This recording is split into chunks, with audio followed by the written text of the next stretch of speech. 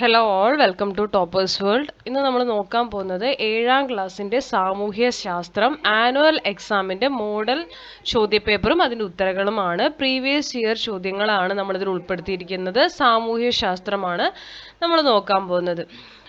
അപ്പോൾ ക്ലാസ് തുടങ്ങുന്നതിന് മുമ്പ് നമ്മുടെ ഈ ചാനൽ ആദ്യമായി കാണുന്നവരാണ് നിങ്ങളെങ്കിൽ സബ്സ്ക്രൈബ് ചെയ്തൊന്ന് സപ്പോർട്ട് ചെയ്യുക. അതുപോലെ തന്നെ എല്ലാ ചോദ്യങ്ങൾക്കും ഉത്തരം എഴുതാൻ വേണ്ടി ശ്രമിക്കുക. ഉത്തരം എഴുതിയതിന് ശേഷം നമ്മൾ തന്നിരിക്കുന്ന ശരിയായ ഉത്തരങ്ങൾ പരിശോധിക്കുക. അഥവാ നിങ്ങൾക്ക് കിട്ടുന്നില്ല എങ്കിൽ നിങ്ങൾ ആ ഭാഗം ഒന്ന് നന്നായി പഠിച്ചിട്ട് പോകാൻ വേണ്ടി ശ്രമിക്കുക. അപ്പോൾ നമുക്ക് നോക്കിയാലോ. സാമൂഹ്യശാസ്ത്രം 7ാം ക്ലാസ്സിൻ്റെ ആദ്യ പ്രവർത്തനം 1 നമുക്ക് 4 ചിത്രങ്ങളാണ് തന്നിരിക്കുന്നത്. കടൽ പാലം, മിഷ്കാൽ പള്ളി, തളി ക്ഷേത്രം, എടയ്ക്കൽ ഗുഹ. ഇതിൽ തന്നെ നമുക്ക് 4 ABCD തന്നിട്ട് സൂചനയിൽ നിന്ന് നോക്കിയിട്ട് കറക്റ്റായത് എടുത്തെഴുതിയാൽ മാത്രം മതി. അപ്പോൾ ആദ്യത്തെ ക്വസ്റ്റ്യൻ നോക്കൂ. ചരിത്രാതീത കാലത്തെ മനുഷ്യജീവിതത്തെ സംബന്ധിച്ച വിവരങ്ങൾ. ഈ 4 ചിത്രത്തിൽ നിന്ന് ഏതിൽ നിന്നാണ് നമുക്കത് കിട്ടുക എന്നുള്ളതാണ്. എടയ്ക്കൽ ഗുഹയാണ് ഉത്തരം. അടുത്ത ചോദ്യം, നൂറ്റാണ്ടുകളായി വിവിധ വിദേശ രാജ്യങ്ങളുമായി സമുദ്രത്തിലൂടെയുള്ള വ്യാപാര ബന്ധത്തെ സംബന്ധിച്ച പ്രധാന വിവരങ്ങൾ നൽകുന്നു. അതിന്റെ ഉത്തരം വരുന്നത് കടൽപ്പാലമാണ്. രേവതി പട്ടത്താനം എന്ന പണ്ഡിത സദസ്സ് നടന്നിരുന്ന സ്ഥലം തളി ക്ഷേത്രം. പോർച്ചുഗീസുകാർക്കെതിരെ സാമൂതിരിയുടെ പ്രധാന യുദ്ധ കേന്ദ്രമായിരുന്നത് മിഷ്കാൽ പള്ളിയാണ് കേട്ടോ. മിഷ്കാൽ പള്ളിയാണ്. അപ്പോൾ പ്രവർത്തനം 1 നമ്മുടെ കഴിഞ്ഞു. അതിൽ തന്നെ B വരുന്ന ചോദ്യമാണ്, താഴെ തന്നിരിക്കുന്നവയിൽ പ്രാദേശിക ചരിത്ര രചനയ്ക്ക് പൂർണ്ണമായും യോജിക്കാത്ത സ്രോതസ് ഏത്? അതിൻ്റെ ഉത്തരം വരുന്നത് ഓപ്ഷൻ D ആണ്, നാണയങ്ങൾ. അടുത്ത പ്രവർത്തനം 2 ആണ്. വർണ്ണവിവേചനം നിലനിന്നിരുന്ന കാലത്താണ് ഗാന്ധിജി ദക്ഷിണാഫ്രിക്കയിൽ എത്തുന്നത്. അതിലെ ക്വസ്റ്റ്യൻ, ഇത് നിങ്ങൾക്ക് തന്നിരിക്കുന്ന സൂചനയാണ്. അതിൽ ABC എന്ന് പറഞ്ഞ 3 ചോദ്യങ്ങൾക്ക് ഉത്തരങ്ങൾ നമുക്ക് ചെയ്യാനുണ്ട്. ആദ്യ ചോദ്യം വരുന്നത്, ദക്ഷിണാഫ്രിക്കയിൽ വർണ്ണവിവേചനത്തിനെതിരെ പ്രതികരിക്കാൻ വേണ്ടി ഗാന്ധിജി ആരംഭിച്ച പത്രം. ഓപ്ഷൻ A ഇന്ത്യൻ ഒപ്പീനിയൻ ആണ്. അടുത്ത ചോദ്യം വരുന്നത്, ഗാന്ധിജിയുടെ രാഷ്ട്രീയ പരീക്ഷണശാല എന്നാണ് ദക്ഷിണാഫ്രിക്ക അറിയപ്പെടുന്നത്. ഗാന്ധിജി തന്റെ ഏതെല്ലാം സമരമുറകളാണ് അവിടെ പരീക്ഷിച്ചത്? അപ്പോൾ ഗാന്ധിജി ഇന്ത്യയിലല്ല ആദ്യമായിട്ട് സമരം ചെയ്തത്, ദക്ഷിണാഫ്രിക്കയിലായിരുന്നു. അപ്പോൾ അദ്ദേഹത്തിന്റെ സമരമുറകൾ ഏതൊക്കെയായിരുന്നു എന്നാണ്? സത്യാഗ്രഹം, നിസ്സഹകരണം, നിയമലംഘനം. ഈ 3 എണ്ണമാണ്. അടുത്ത ചോദ്യം, പ്രാദേശിക നഗരപ്രദേശ നിയമം ആഫ്രിക്കൻ ജനതയുടെ സഞ്ചാര സ്വാതന്ത്ര്യത്തെ എങ്ങനെയാണ് ബാധിച്ചത്? ഉത്തരം വരുന്നത് കറുത്ത വർഗ്ഗക്കാർക്ക് നഗരങ്ങളിലേക്ക് പ്രവേശിക്കാൻ നിയന്ത്രണം ഏർപ്പെടുത്തി. അപ്പോൾ ഗാന്ധിജിയും വർണ്ണവിവേചനവും ഒക്കെ ആയിട്ട് ബന്ധപ്പെട്ട ചാപ്റ്റർ നന്നായി നോക്കിയിട്ട് പോകാൻ വേണ്ടി ശ്രമിക്കുക. അടുത്ത ചോദ്യം പ്രവർത്തനം 3 ആണ്. നമുക്കൊരു ഗ്രാഫ് തന്നിട്ടുണ്ട്. 2018 to 2019 മുതൽ 2022-23 വരെയുള്ള 5 വർഷത്തെ കേന്ദ്ര സർക്കാരിന്റെ ചെലവുകൾ കാണിക്കുന്ന ഗ്രാഫാണ് താഴെ കൊടുത്തിരിക്കുന്നത്. 2018-19 അപേക്ഷിച്ച് 2022-23 പൊതു ചെലവ് എത്ര എന്നാണ്? 41.88 ലക്ഷം കോടിയാണ്. അടുത്ത ചോദ്യം, ചെലവുകൾ താരതമ്യം ചെയ്യുമ്പോൾ ഏറ്റവും കൂടുതൽ ചെലവ് വർദ്ധിച്ചത് ഏത് കാലയളവിലാണ്? 2019, 2020 മുതൽ 2020-21 വരെയുള്ള കാലയളവിൽ. അടുത്ത ചോദ്യം, 2018-19 നിന്നും 22-23 എത്തുമ്പോൾ പൊതു ചെലവിൽ ഉണ്ടാകുന്ന മാറ്റം എന്താണ്? അതിന്റെ നിഗമനം എഴുതാൻ പറഞ്ഞിട്ടുണ്ട്. ഉത്തരം വരുന്നത് സർക്കാരിന്റെ പൊതുചെലവുകൾ വർദ്ധിക്കുന്നു. സാമൂഹ്യക്ഷേമം, വികസന പ്രവർത്തനങ്ങൾ, രാജ്യസുരക്ഷ, വികസനേതര പ്രവർത്തനങ്ങൾ, ജനസംഖ്യ വർധനവ് തുടങ്ങിയ പ്രസക്തമായ കാര്യങ്ങൾ. അപ്പൊ ഇത്രയും മതി. ഇവിടെ ഒരു ഫുൾ സ്റ്റോപ്പ് ഇടുകയാണ് ഞാൻ. ഇത് കട്ട് ചെയ്ത് കളയാണ് കേട്ടോ. ഇത്രയും നമുക്ക് മതി. അപ്പോൾ പ്രവർത്തനം 3 കഴിഞ്ഞു. പ്രവർത്തനം 4A, കോളനിവൽക്കരണവും വർണ്ണവിവേചനവും ദക്ഷിണാഫ്രിക്കൻ ജനതയെ സാരമായി ബാധിച്ചു. ഈ പ്രസ്താവനയോടുള്ള നിങ്ങളുടെ പ്രതികരണം തെളിവുകൾ നിരത്തി സമർത്ഥിക്കുക.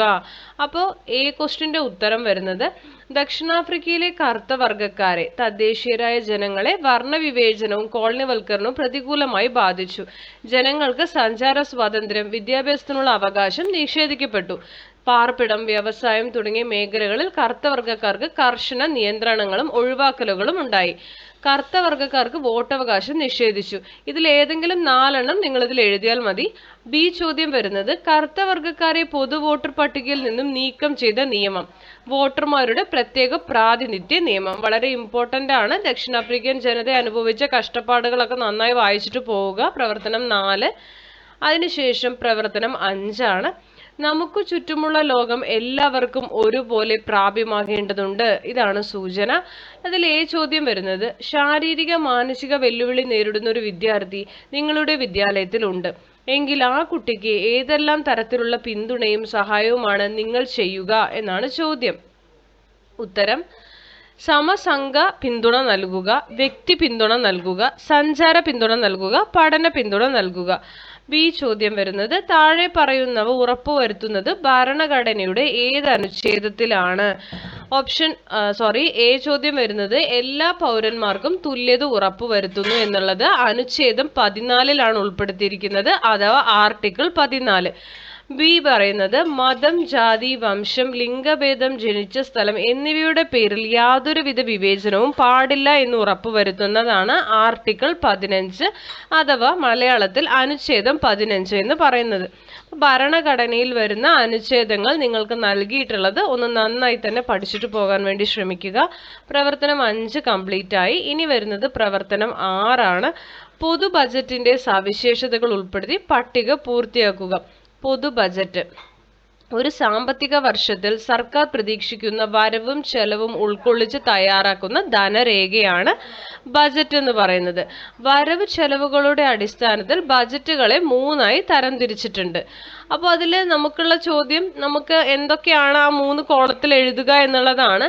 ഏപ്രിൽ 1 മുതൽ മാർച്ച് 31 വരെയുള്ള ഒരു സാമ്പത്തിക വർഷത്തേക്കാണ് ബജറ്റ് തയ്യാറാക്കുന്നത്.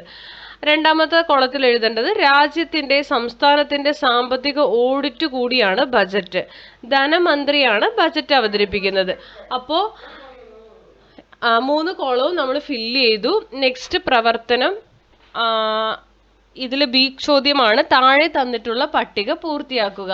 ബജറ്റിന്റെ സ്വഭാവം വെച്ചിട്ട് ഏത് തരം ബജറ്റാണ്? നമുക്ക് 3 ടൈപ്പ് ഓഫ് ബഡ്ജറ്റാണ് ഉള്ളത്. 3 തരം ബജറ്റ്. വരവ് കൂടുതലും ചെലവ് കുറവുമാണെങ്കിൽ അത് മിച്ച ബജറ്റാണ്. വരവ് അവിടെ കൂടുതലാണ്, അപ്പോൾ അതുകൊണ്ട് തന്നെ മിച്ചം വരും, അപ്പോൾ മിച്ച ബജറ്റ്.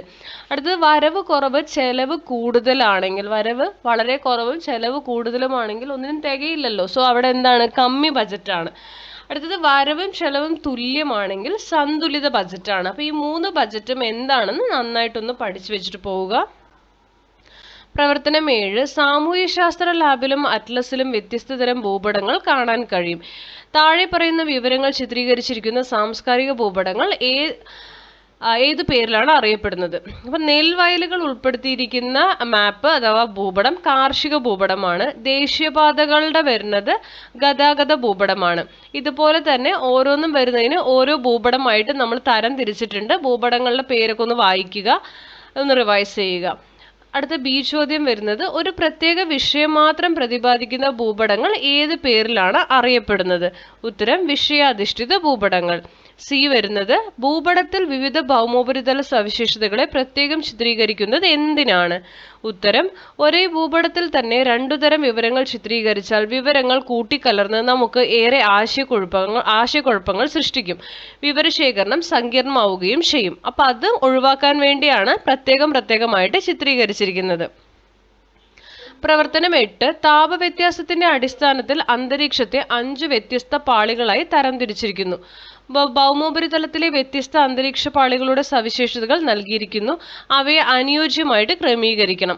നമുക്ക് തന്നിരിക്കുന്ന ഹിന്റുകൾ ABCDE അതിൽ അന്തരീക്ഷ പാളി തന്നിട്ടുണ്ട്. പ്രത്യേകത എടുത്തെഴുതിയാൽ മാത്രം മതി. Troposphere, stratosphere, mesosphere, thermosphere, exosphere എന്ന് പറഞ്ഞ് 5 അന്തരീക്ഷ പാളികളാണുള്ളത്. ആ 5 അന്തരീക്ഷ പാളികൾക്കും ഓരോന്നിനും ഓരോ പ്രത്യേകതയുണ്ട്. നമുക്ക് നോക്കാം. ആദ്യം തന്നെ നമുക്ക് ട്രോപ്പോസ്ഫിയർ ആണ്.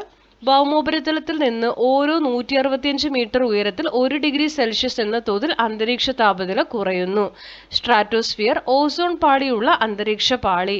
മീസോസ്ഫിയർ ഉൽക്കകൾ കത്തി ചാമ്പലാകുന്നത് ഈ പാളിയിൽ വെച്ചാണ്.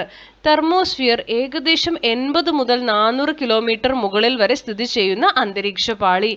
എക്സോസ്ഫിയർ റേഡിയോ തരംഗങ്ങളുടെ ദീർഘദൂര പ്രക്ഷേപണം സാധ്യമാകുന്നു.